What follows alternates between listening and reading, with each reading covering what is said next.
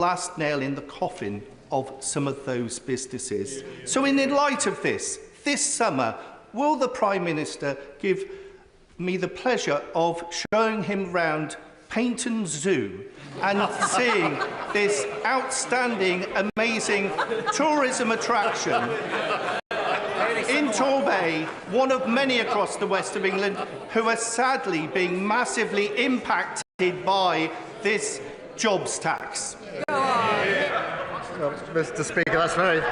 Well, look, may I start by wishing Jenny, his guide dog, a very happy birthday, I think, for yesterday. 6 years old, although she doesn't look particularly interested in my answer, I have to say. Mr. Speaker, look, I do recognise the importance of tourism to his beautiful constituency. I've been there many times, worked there for a short time, and driving growth and creating jobs. We've announced a new Visitor Economy Advisory Council, which will work with business to deliver a new strategy focused on supporting growth and the tourism industry.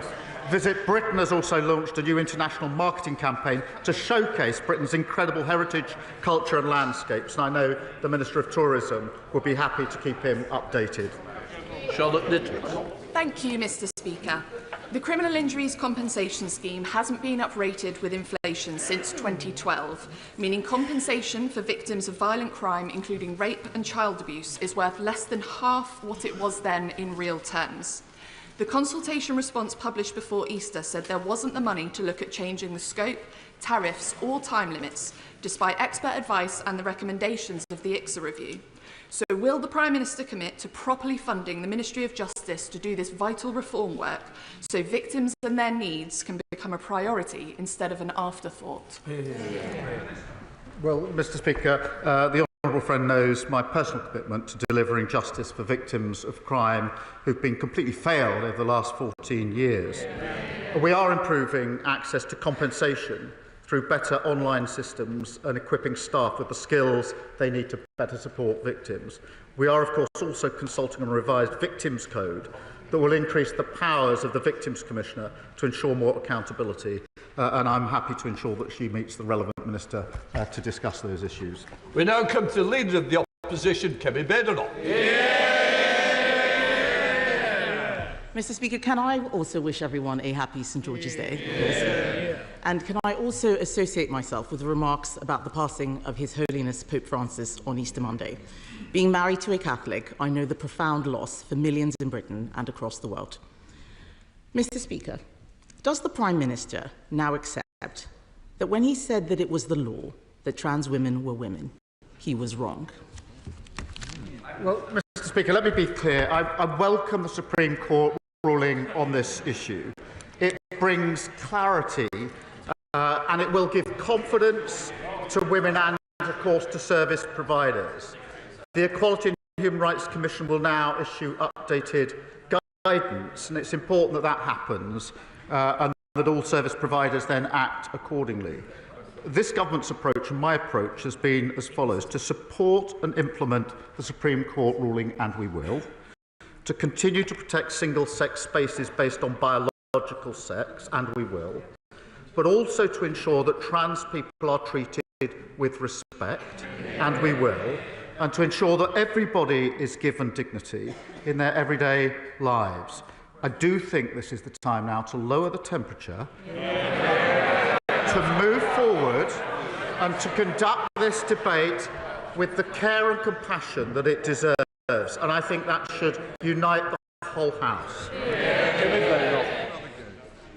Mr. Speaker, he can't bring himself to admit that he was wrong. That was the question. But he spoke about respect and dignity and compassion and lowering the temperature. So will he now apologise to the member for Canterbury, the very brave member for Canterbury, for hounding her out of the Labour Party simply for telling the truth? Mr. Speaker, I've always approached this on the basis that we should treat everyone with dignity and respect, whatever their different views, and I'll continue to do so. And I'll tell you, Mr. Speaker, for why. Because when we lose sight of that approach and make this a political football, as happened in the past, then we end up with the spectacle of a decent man and he was a decent man, the previous Prime Minister, diminishing himself at this dispatch box by making trans jokes whilst the mother of a murdered trans teenager watched from the public gallery just up there. That will never be my approach. My approach will be to support the ruling, to protect single-sex spaces and treat everybody with dignity and respect. And I believe there's a consensus in this House and the country for that approach. Mr. Speaker, there is no apology for the member for Canterbury. There is no taking of responsibility. He talks about political football. He practically kicked her out of his party. Constructive dismissal. Constructive dismissal. He talks about my predecessor. What about the abuse I faced from his MPs calling me a transphobe for supporting what the Supreme Court has now clarified in his words? And where was he? He hid for 6 days without commenting on the Supreme Court judgment. Why did it take him so long to respond? Isn't it because he was scared? Mr. Speaker, the only fiction here is the idea she delivered anything in office. She held the post of Minister for Women and Equalities for 2 years, and she did precisely nothing. She provided no clarity on the law, did nothing to improve women's lives, which got materially worse under her watch. They talk, for example, about hospitals and mixed-sex wards, uphill and down-dale. What happened in the last decade? The use of mixed-sex wards in our NHS rose by 2,000%. And there's a pattern of behaviour here. Women and Equalities Minister failed to do anything for women. The Trade Minister, who failed to get a trade deal with the US. The Business Minister, who failed to get a deal with British Steel. She's a spectator, not a leader. Mr. Speaker, I will tell him what I did. I stopped the gender... I will. Yes. When his Labour leader in Scotland was whipping his MSPs to get male rapists into women's prisons, I stopped that gender recognition bill. I helped commission the Cass review. I replaced the guidance on single-sex toilets. I made sure that the puberty blockers issue was resolved while he was sitting there cheering on the ideology that was taking away safe spaces. And when the Prime Minister stayed silent last week, presumably waiting for what Morgan McSweeney thinks, on his WhatsApp groups, some of his closest ministers were plotting to overturn the Supreme Court decision. Labour MP after Labour MP stood up yesterday and challenged the ruling. How can we take his government seriously on this? Well, I think the WhatsApp group you should be worried about is the one of his shadow Justice Secretary. And Mr. Speaker, the mask has slipped just 1 week before the elections because the shadow Justice Secretary is not here. A man who's doing everything he can to replace her. The man that most of them want as leader of their party has admitted that Reform and the Tories are working together. He said, I want this fight to be united. He said he's determined to bring this coalition, he calls it, together one way or another. Well, I think we know what that means. Every Tory voter is appalled at the thought of paying for the NHS. Every Reform voter who hates what the Tories did the last 14 years. They're not Conservatives, they're a con. Who's playing political football now? He's got no answers, Mr. Speaker. He's got no answers. Yesterday, Labour MP after Labour MP challenged the ruling. He should be more worried about his backbenchers than my frontbenchers. Labour ministers called the chair of the Equality and Human Rights Commission appalling. Baroness Faulkner's role is critical to enforcing the court's judgment. She has had to put up with relentless abuse, not just from his front bench, but from activists and ideologues. Reappointing her will be a clear sign that he is taking this issue seriously. So will he commit to reappointing Baroness Faulkner when her term expires this year? Mr. Speaker, I've always said the debate should be conducted properly on the principles of debate. I've said it many, many times. But I would remind the Leader of the Opposition that when they were in government, violence against women and girls reached record highs, rape prosecutions fell to record lows, and millions of women were left stuck on NHS waiting lists, unable to get the health care that they needed. Under this Labour government, NHS waiting lists down by more than 200,000, domestic abuse specialists in 999 control rooms. We've strengthened access to maternity pay, something she calls excessive. She talks about political footballs, but a coalition between Reform and the Tories being formed behind her back. We know what that means when the Shadow Justice Secretary and the member for Clacton cook up their joint manifesto. NHS charging a pro-Russia foreign policy, end to workers' rights. Just as the Love government lost control of the economy, the borders and health, in 6 short months, she's lost control of her party. Mr. Speaker, he's clearly so uncomfortable talking about this subject. Yes. This is a choice between a Conservative Party that stood up for common sense and a Labour Party that bent the knee to every passing fad. Yeah. This is a question about moral courage, Mr. Speaker, about doing the right thing, even when it is difficult. And the truth is, he doesn't have the balls. Yeah. The Prime Minister only tells people what they want to hear. He only tells people what they want to hear. He is a weather vane who twists in the wind. He cheered an ideology that denied safe spaces to women and girls because he thought it was cool to do so. He hounded a brave female MP out of his party for telling the truth he accepts now. And now he is hiding behind the Supreme Court judgment. And isn't that because he doesn't know what he actually believes? I can only assume that sounded better when she did it in the mirror earlier on. But the truth is, it doesn't really matter what the Leader of the Opposition says, because nobody believes, none of them, that she's going to lead them into the next election anyway. It's going to be the Shadow Justice Secretary. He's away plotting, that's why he's not here today, Mr. Speaker. And the member for Clacton fighting over the bones of the Tory party. And they think Reform are going to give them their votes without changing their policy. Absolutely no way. The member for Clacton's going to do what he always does, eat the Tory party for breakfast. Thank you, Mr. Speaker, and can I wish you and the House a happy St George's Day as well. I recently had the pleasure to visit the National Gas Operations in Peterborough, where the company was announcing a £350 million investment in the UK, including 100 new jobs at least in my constituency. This investment will make Peterborough the centre of the nation's core gas and hydrogen network. But one of the big challenges that infrastructure projects like this face is the lack of available skills and training for young people.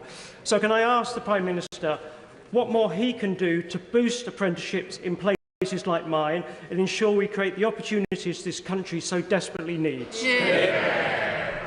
Well, can I thank my honourable friend? The net zero transition is a huge economic opportunity for this country, despite the naysayers on the opposition benches. And we've had almost £44 billion of investment since July, and that will deliver jobs across the country, including in his constituency. Investment, presumably, they don't want. We're ensuring we've got skilled workers that we need, launching the Skills England and our new growth and skills offer to encourage even more apprenticeships, and supporting industry-led plan for hydrogen to deliver the workforce needed for the industry of the future. Shred David, Leader of the Liberal Democrats. Thank you, Mr. Speaker. Can I also wish the House and the country a happy St George's Day, and can I join the Prime Minister in paying tribute to the late Pope Francis? As a Christian myself, I found his compassion absolutely inspiring, and my prayers are with Catholics in the UK and across the world who will feel his loss particularly deeply. Mr. Speaker, I've raised with the Prime Minister before the issue of North Devon District Hospital. The last government promised to rebuild it, as they did hospitals across the southwest in places like Torbay and Musgrove Park. Unfortunately, they broke that promise, leaving appalling conditions like sewage leaks and patients being treated in corridors. So will the Prime Minister reconsider his decision to further delay the construction of new hospitals and ask his MPs to vote for our motion today for new hospitals? Mr. Speaker, the previous programme of the party opposite was undeliverable and unaffordable, as I think he knows and accepts. We put the new hospital programme on a sustainable footing with a timeline that can be met.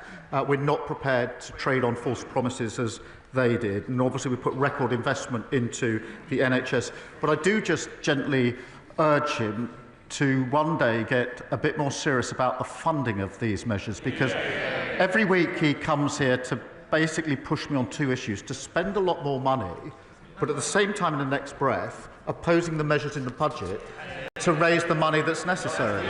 Sir Ed Davey. Mr. Speaker, unlike the Prime Minister, we had a funded programme at the election. And I'm disappointed with his reply, and I hope he'll actually visit some of these hospitals to see the urgent need for rebuilding. Mr. Speaker, at Merton Mead Farm in Oxfordshire last week, I saw world-class British beef farmers at work. Farmers want him to be careful in any trade deal with President Trump. They were let down by the Conservatives' appalling trade deals and worried that a bad US deal could see American agribusiness undercut them with inferior meat. So will the Prime Minister guarantee a vote in this House on any trade deal that he agrees with the United States? Well, he raises a really important point of real interest and importance to farmers. We will negotiate, as he would expect, in the national interest and uphold the highest animal welfare standards. We are making progress on that, and then there will be a process if a deal is reached. Catherine Atkins. Thank you, Mr. Speaker. This time last year, train manufacturing at Alstom in Derby was grinding to a halt. On a single day, workers with a combined welding experience of nearly 1,000 years walked out of its doors. But the whole city came together with crucial backing from this Prime Minister. And what a difference a year makes, with Alstom saved and set to host the greatest gathering to celebrate 200 years of rail, and our railways coming back into public ownership with the headquarters of Great British Railways in Derby. Will the Prime Minister agree that with Labour we are back on track? Well, Mr. Speaker, she's a fantastic champion for Derby. She's right, whether it's the workforce I met at Alstom or the workers at Hitachi in County Durham. We will support our rail industry, providing certainty that delivers jobs, investment and security for them. I met these workforces. I know how worried they were a year ago, she rightly says, when this government was in charge. I'm really proud that Derby will be the home of Great British Railways, because we're bringing railways back into public ownership, delivering better services for passengers, cutting delays and cancellations and boosting growth across the country. Robin Swall.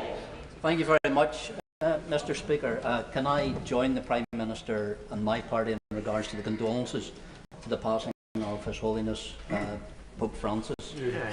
Mr. Speaker, the Prime Minister is often referred to his time working in Northern Ireland, and I've spoken to one of his bosses who speaks of his diligence.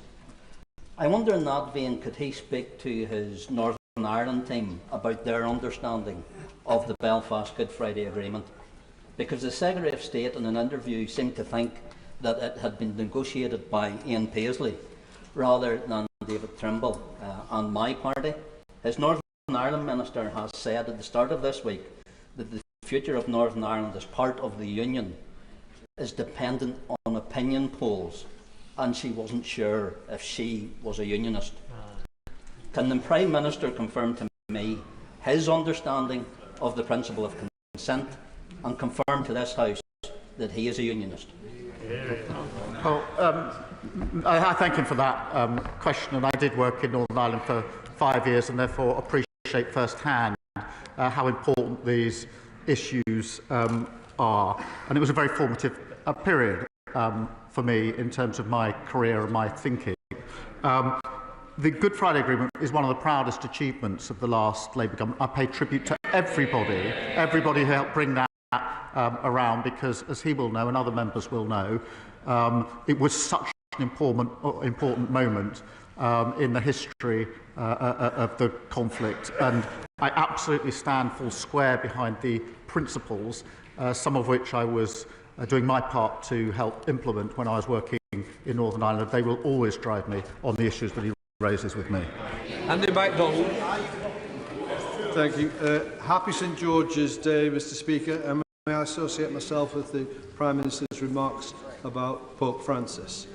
Mr Speaker, after 14 years of Conservative government, too many of my Middlesbrough and Thornbury East constituents live on low incomes or in real poverty. I very much welcome the employment support proposals in the Welfare Green Paper, but the government has to be clear about the real opportunities it's offering more than 3 million families who it says will lose out financially as a result of this package. So before asking MPs to vote, can he confirm that we will see fresh OBR analysis, evidence on who will be affected by the PIP changes, and the government's own assessment of the employment impact of its measures? And will he confirm that this policy will not result in increased experience of poverty? Well, Mr Speaker, we are reforming a broken system, the system that we inherited, and I think most people accept that it needs reform because it traps people in unemployment and inactivity, and we need to reform it for that reason. The principles will be that we will provide support where support is needed. Where people do want to get into work, we will help them into work. The current system operates against people getting into work who want to make that transition, and that if you can work, you should work. Moving into work is what halves your risk of being in poverty, and that's why we've invested £1 billion in tailored employment support. And of course, we're introducing a new premium for those with the most severe lifelong disabilities who will never be able to work. Roberts. Last week, former steelworkers in Port Talbot watched in dismay as this government deemed their livelihoods worth less than those in Scunthorpe. FOIs reveal that the UK government doesn't know how its funding for reskilling workers in Wales is being used, or even how many people are being retrained. We know concerns have been raised by the Transition Board. If this government can't explain how it's helping Port Talbot's laid-off workers to build a future through reskilling, why shouldn't those workers then come to the logical conclusion that Labour has abandoned them? She raised a really important issue in relation to Port Talbot. I visited a number of times and heard firsthand from the workforce there. And she may or may not know that even in opposition before the election, I was talking to the owners to try to persuade them to delay their decisions because I knew an election was coming. That's how important I thought it was. I would remind her that at the same time, the then Prime Minister refused to pick up a call to the First Minister to even discuss the issue. I took a different approach because I realised just how important it was. I would remind her, because she compares it with the decision we took last week, that the blast furnaces were turned off in January of last year, the coke ovens in March 2024, and therefore that was before the election. That was the very thing I was trying to ensure didn't happen for reasons that she and the workforce will understand, and I was talking to the workforce throughout that. What we've been able to do there since then is to negotiate an improved deal with Tata. We did that within 10 weeks, better terms for the workers, and we're working hard to maximise opportunities from the £1.25 billion investment in electric arc furnace, and supporting those with job losses with £80 million of funding to learn new skills, supply chains and protect communities. But I mean, she talks about protecting working people, but she voted against the biggest settlement, devolution settlement, since devolution. That includes more money for public services, including the NHS, and they voted against it. Can I commend the Prime Minister and his government for the action taken so far to reform the NHS in England, making it fit for the modern day with improved technology, more GPs and appointments, and waiting lists cut for consecutive months. However, it is deeply unfortunate that in Scotland we have an SNP government that has made the political choice to waste taxpayers' money on vanity projects, flawed legislation and failed court cases rather than focus on improving our health service? Does he agree with me that the people of Airdrie and Shotts, who have been promised a new hospital for almost a decade, deserve far better than suffering and pain on waiting lists and receiving treatment in crumbling buildings as a direct consequence of SNP incompetence? My honourable friend is a real champion for Airdrie and Shotts. And over 60,000 Scots have been stuck waiting for tests or treatments for over a year. That's a 46% rise in 1 year. And yet almost 50,000 fewer operations have been carried out compared with before the pandemic. And compare what the SNP are doing with what we're doing here in England. We've driven down waiting lists within 6 months, 6 months' worth of reductions in a row with over 3 million extra appointments. Scotland's NHS urgently needs change, but the SNP has no strategy, no plan and absolutely no ideas. Dr. Neil Shastri. Thank you very much, Mr. Speaker. The danger posed by China to our national security is self-evident. So can the Prime Minister explain why he and his government have chosen to treat Beijing as a business partner and not as the hostile state that it truly is? Well, Mr. Speaker, I've set out our approach to China a number of times. It's not materially different to the approach of the last government in the last years of the last government, I might just add. And in relation to Scunthorpe, of course, the deal that we had to deal with during recess was the deal negotiated by the last government. We've taken sensible decisions in the national interest and will continue to do so. Thank you, Mr. Speaker. I'm sure the Prime Minister will join me in celebrating the opening of the new Brixton Blood Donation Centre in my constituency, which in 3 months has seen over 3,700 people donate, over 1,000 of them first-timers and 10% of them black. However, with sickle cell anemia, the fastest growing genetic condition in the UK, this is not enough. Demand for the RO blood subtype, more common in people of African descent, is rising 10 to 15% annually and is crucial for treating sickle cell. Rules around travel as well as inaccurate iron tests are seeing willing black donors turned away for 4 to 12 months. Of course, blood donation must be safe, but failure to review these guidelines is costing lives. So will the Prime Minister commit to reviewing these rules and join me in calling on you, Mr. Speaker, to help us all play our part by facilitating a biannual blood drive in Parliament? Well, I'll leave that to you, Mr. Speaker. I think it's for me to suggest that you donate your blood. Well, I'm sure you do, and we can support this jointly. And actually, across the House, we should take that up under your leadership, Mr. Speaker. But let me join her in welcoming the new Brixton Blood Donor Centre and the life-saving support that it provides.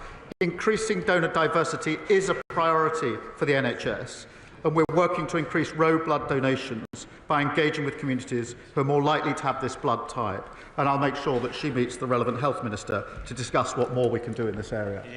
Sir David Davis. British governments of all political persuasions have long taken pride in reducing the carbon footprint of British manufacturing industry. Unfortunately, in too many cases, and too much of it, of this so-called reduction has been achieved by driving British industry abroad to other countries, like China and India, that actually use more carbon to produce the same product. British steel is just the latest of this, which is bad for the global environment and also disastrous for the British economy. And this is against a background of European carbon policies that have failed over 20 years. So does the Prime Minister have a new domestic British policy which will protect British industry from this long-term disastrous trend? Prime Minister. Well, Mr. Speaker, we are doing everything available to us to protect car building in this country, and he will have noticed that 2 weeks ago I made announcements about the Z mandate and what more we could do to support the industry at the moment. That was an immediate response to circumstances as they were, but I indicated at the time, and I do so again, that we will do whatever it takes to support our car industry. Mr. Speaker, my constituent Billy spent months trying to see a GP to investigate his symptoms. It took 4 months of telephone appointments before we finally got seen in person, and actually got the test that diagnosed stage 4 cancer. A delay in diagnosis which has dramatically changed his prognosis. And as someone who's become a friend, it hurts me to see the pain he is now living in. Does the Prime Minister agree with me that primary care is a vital part of the healthcare system and we need wider access to both in-person appointments and to telephone ones? Well, I'm deeply sorry to hear about Billy's case, and I'm sure the whole House is. And our focus has to be on making sure GPs spend more time caring for patients. And that includes the investment of an additional £889 million into general practice in England, putting over 1,500 GPs into surgeries since October. We did deliver a record settlement for Scotland's public services to help fix our NHS and ensure people like Billy get the care that they deserve. John Blair. Thank you, Mr. Speaker. Through the ages, an innovative and vibrant City of London has underpinned investment and growth in the wider economy. But the main challenge the city currently faces is how to get more capital into capital markets. Now, I believe, and many believe, that London can gain new momentum if the government takes bold action to challenge and empower those who steward our pension assets to do things in new ways. So I ask the Prime Minister, following the decision of the Chancellor to offer continuity of leadership at the FCA, will he convene an urgent number 10 summit with city leaders and the regulators to reset and to maximise the chances that the city can lead economic growth and recovery in these times of grave uncertainty and turmoil? Well, he's right that we need to go further and faster in terms of kick-starting growth, attracting the investment we need to create jobs, and our regulators must regulate for growth and not just for risk. And we do want that continuity of leadership that he mentions, and we are convening and getting people together to drive that growth, and we'll take away the ideas that he puts on the table. Thank you, Mr. Speaker. Proposed changes to personal independence payments mean that people who require various levels of support due to lifelong conditions such as learning disabilities will not meet the new eligibility criteria. However, the Green Paper introduces a group of people with lifelong conditions who will not be subject to reassessment. Can the Prime Minister confirm that people with a learning disability, which is a lifelong condition that will not change, will be included in the group of claimants who will not be subjected to repeated reassessments? Well, thank her for her question. I know this means a lot to her. We're clear on the principles for reform, protecting those with the most severe disabilities who will never be able to work, as she references, and making sure people with the most severe disabilities and health conditions will never face the prospect of being constantly reassessed again.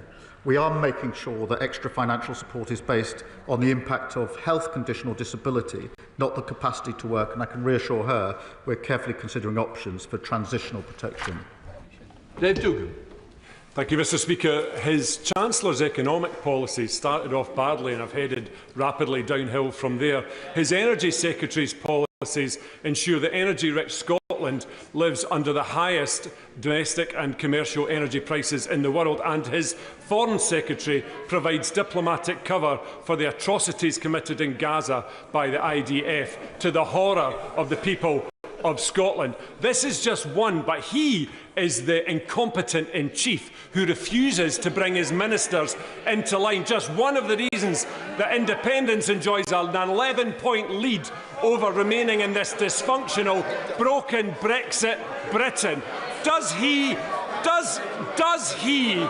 understand why the people of Scotland are so dissatisfied with the latest iteration of dysfunctional British rule in Scotland? Does he understand the electorate in Scotland answered that question in July of last year? I remember there used to be quite a few of them sitting around here. Now it's a distant cry from up there. Final questions, Sultan. Thank you, Mr. Speaker. Last week, humanitarian law organisations applied for an arrest warrant for Israeli Foreign Minister Gideon Saar over alleged war crimes in Gaza, including the siege of Kamal Adwan Hospital and the torture of its director, Dr. Hussam Abu Safia. Yet the red carpet was rolled out. Saar has justified blocking vital humanitarian aid into Gaza, backed the illegal annexation of Palestinian land and rejected a Palestinian state. The Prime Minister is a human rights lawyer, so surely he knows that the UK has a legal duty to uphold international law. Why then did he block the arrest of an unindicted war criminal? I didn't. Right, that completes Prime Minister's question.